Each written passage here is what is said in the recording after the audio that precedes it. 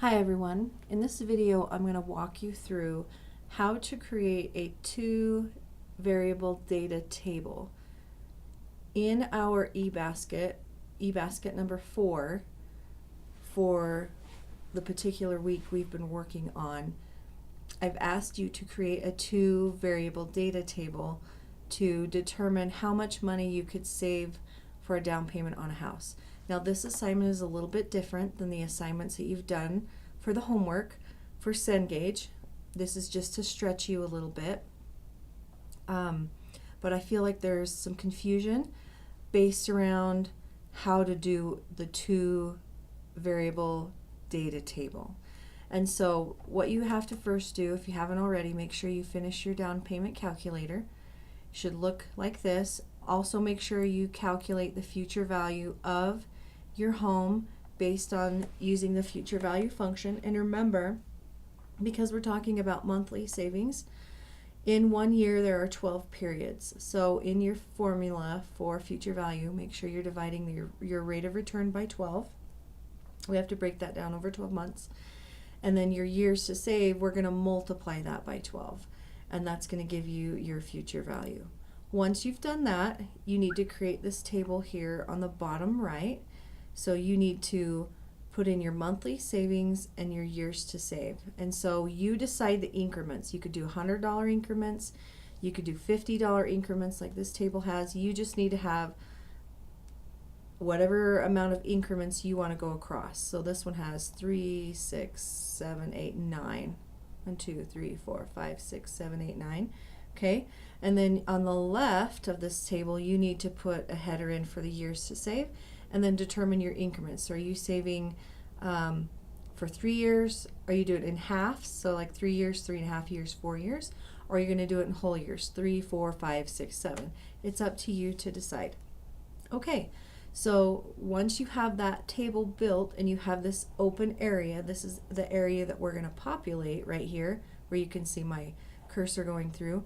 To do that, we're going to use two variables. So we have to understand with data tables is that we have to tell it what our variables are. So in this particular table, our variables are monthly savings and years to save. And so we have to go back and use the cells in our calculator to make this table work. What you're going to do is you're going to start with down below in the table you're creating, not your calculator, but the table, and you're going to select the cell that has your future value in it, and you're going to click and drag through all of your monthly savings amounts and the future value you have in your years to save.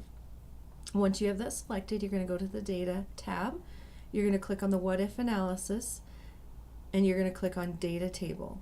Okay, so now we're going to tell it what is our row input cell and what is our column input cell. So our inputs aren't here. Our inputs are coming out of the calculator. So we're telling it this row right here, which is row 11, that has all of our monthly savings. And we want our monthly savings to be based off of C6, which is in our calculator. So we're going to choose, you can type C6, or you can use the arrow and click up and choose C6, hit enter, and it's going to bring you back. So we're telling it that the input, because all of this information for monthly savings in our table is in a row, that's our row input. And then we come down to our column. Then our column is our years to save. So down in our table, that's column E.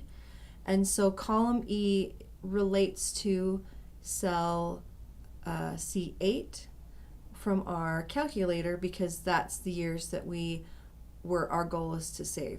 And so we're going to click on C8, and so that gives you a row input of C6 and a column input of C8. Okay, so you have to remember that what's in our table right here, monthly savings is going across in a row, and so that's where we go to monthly savings in the calculator, and that gives us C6.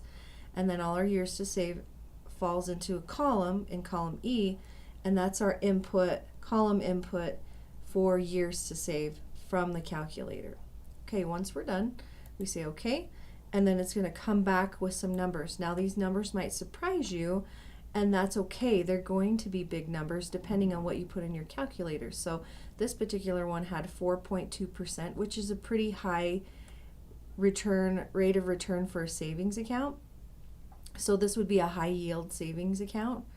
And so with 4.25% at $800 a month for 3 years, you should be able to save up $30,658.79. And that is because you have a high rate of return, 4.25%, and you're putting $800 away a month.